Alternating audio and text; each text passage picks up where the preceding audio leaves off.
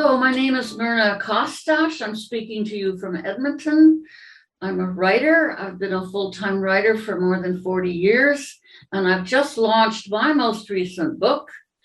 Last week, actually, it's called Ghosts in a Photograph, a Chronicle.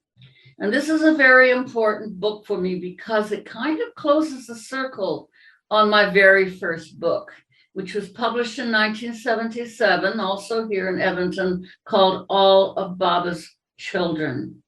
And in that book, as a young writer, just turned 30, I was very interested in the experience of the generation of my parents, who were the first Ukrainian Canadians, first ones born in Canada of homesteader or rather pioneer parents. But for Ghosts in a Photograph, having now spent more than 40 years thinking about Ukraine and origins, ethnicity, multiculturalism, anti-racism, all the way up to reconciliation, truth and reconciliation now, I realized that I wanted to go back and look at the lives of my grandparents, the ones who came to Canada from what was then Poland, actually called Galicia, and is now part of Western Ukraine.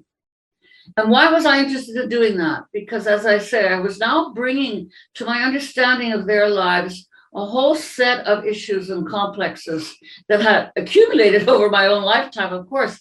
And I wanted to say one in particular that is an interesting focus if we're thinking of how you perceive others, and indeed how you perceive other generations or even others who are not part of your community or your group, is that when I began writing about all of this, like All of Baba's Children, and then I kept on writing and appearing at conferences, and I was writing essays, and I became kind of a go-to person on this whole question of what is a Ukrainian Canadian and why are you talking about this? And that was the heyday of multiculturalism, especially in Western Canada. And frankly, I would say that Ukrainian Canadians were the poster children for what I call multiculti. We kind of represented what was not Anglo or Franco about Canada. We were the poster children because we were not English, we were not French. We formed part of that very substantial minority in Canada that had come over, usually more or less around the turn of the century, the 1900s or so, to open up the West, plow the virgin fields and all that mythology of the homesteader. And now I had a very different view of what Ukrainian Canadian means, having then gone through what I would call the appropriation of culture issues, the anti-racism issues, which I experienced very directly as a writer within the writing community, where this was a very hot topic. And what do I mean about the change there? Having got used to the idea that I represented some kind of very important minority in Canada and Canadian culture, I suddenly found that no, actually, all that was interesting to me was that I was white and that there were these others who were now bringing up the issue of belonging and how we perceive each other, how does racism get reproduced, and also from our Indigenous artists, how you tell a story that isn't yours, or how to indeed tell your own story. So, long story short, I come back to thinking about all of these identity questions when I'm looking again at my grandparents' lives, and this time including our relationship with Indigenous peoples of the prairies and on Treaty 6 territory specifically, which is where these homesteads were carved out largely by Ukrainian Canadians.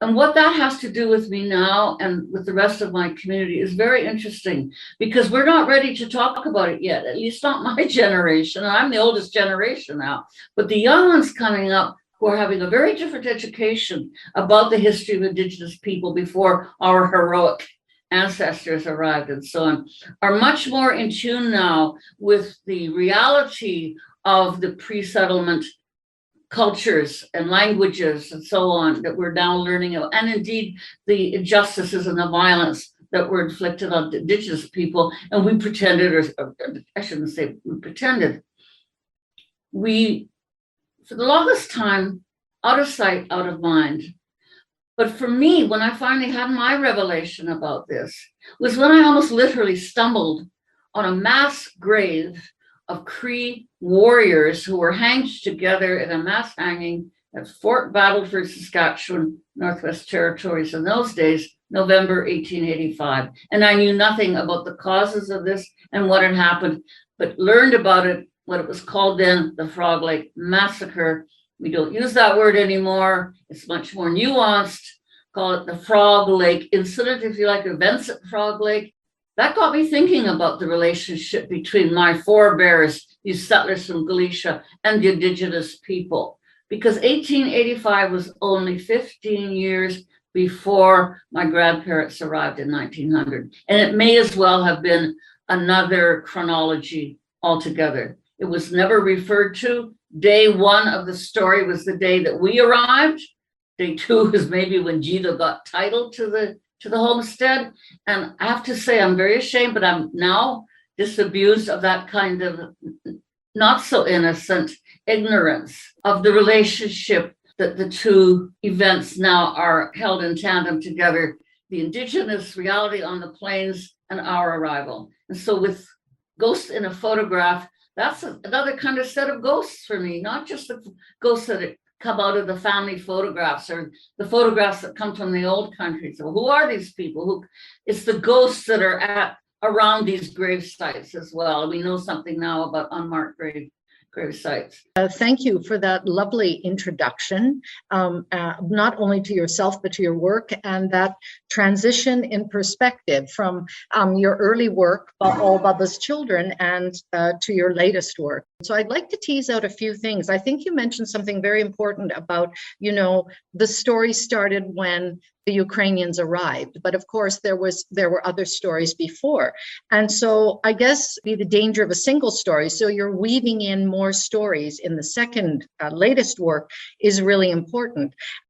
I know you won't be able to speak to Yorkton, but I can speak just very briefly that there was sort of a forced Ukrainian colony that was brought out there. They wanted to go to Edmonton, to where your folks were and your ancestors were, but they were actually locked on a train and taken to Yorkton. And, we often talk about the settlers and this settler mythology, but I do know that in Yorkton there were a handful of businessmen who wanted to establish a community, and so it was through their initiatives that people were brought because they wanted to develop that specific area. So there's other people in the story beforehand that then end up bringing our people over. So I don't want you to speak about Yorkton, but is there any of that you know of from Vegreville and the Edmonton area? I mean, who brought people?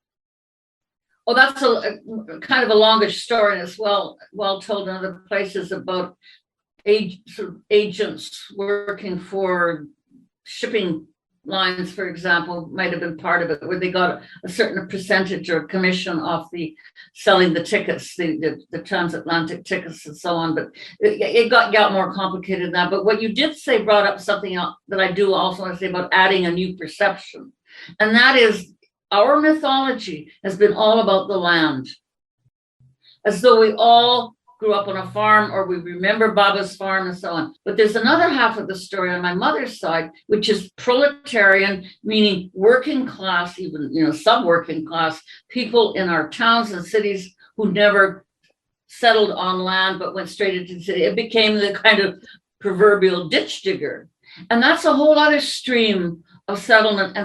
And those communities, those like my grandparents on my mother's side, had immediately what you're referring to, Anita, relationships outside the Ukrainian community, especially the men who had to go out and get work. And so they made acquaintance with, in one case, let's say a priest, a Polish priest, or even a French Canadian priest, or a boss who's English speaking and is giving them some work, in a lumber yard, or someone else who's part of the extra gang or whatever. You can see how these relationships can multiply outside being Ukrainian Canadian, right?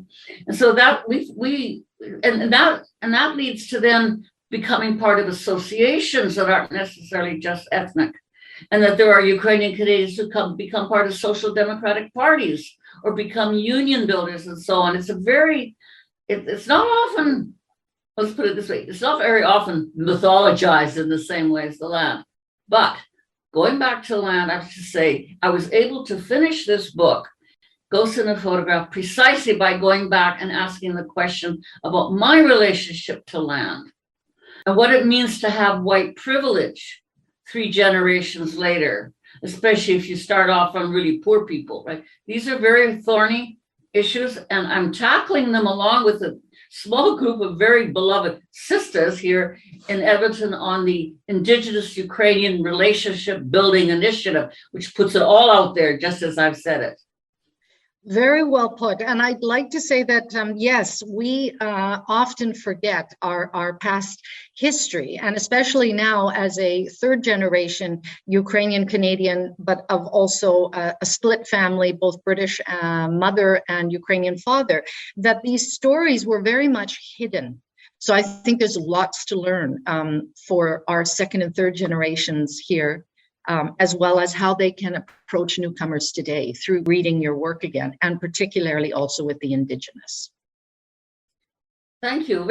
That's very well put as well. But I have to say, I'm almost a generation older than you. I grew up in the 50s and 60s. Yeah. And I would say that, one's own experience is a way of also, as you say, understanding other people's lives, whether they were in the past or whether they're currently among us. But I had to go through the new left, the women's movement, the flowering of Canadian culture, and I got published in magazines and so on. And then the rise of regionalism in Western Canada. These were all part of my perception now when I look at a life or I look at a neighbor. And I now have all these different lenses to look through, which I did not have as a much younger writer. So what I appreciated in your book too, at the end, you had added in, I think, a poem from Louise Half, where if I could just quote, "It is wrong that we should stain the soil of the land of the red sun with the blood of our white brothers." And then she goes on to say, "We must find the pathway that leads to the stars." End quote. And I found that so touching. So there's a beautiful coming together that I hope will be the future of a more inclusive, encompassing understanding when we all hear our different perspectives and weave them together. So that's what I see part of your work doing now. And it's very hopeful. I guess just that we hope to evolve the country, and that over time, we hear more and more of our stories and learn more and more multiple perspectives, so that we change our perceptions and evolve. So is there anything else you might like to add before we close? Well, as I said at my launch, when I finished my presentation, and I again made the same reference that I've made here, that I'm closing a kind of circle on my first book with this one now, but there are books to come, and that's what's really exciting to me from a writer's point of view, as well as being the 3rd generation. Now there are 2 more after me. They're having their own experiences, and they're having an experience with multiculturalism and interracial connections and what have you, that was completely unknown to us. There just wasn't that diversity, at least in our smaller urban centers. I can only give a great thanksgiving for this experience that the next generations are having, and the books that they're going to write as a result of that. It's very exciting. It is very exciting.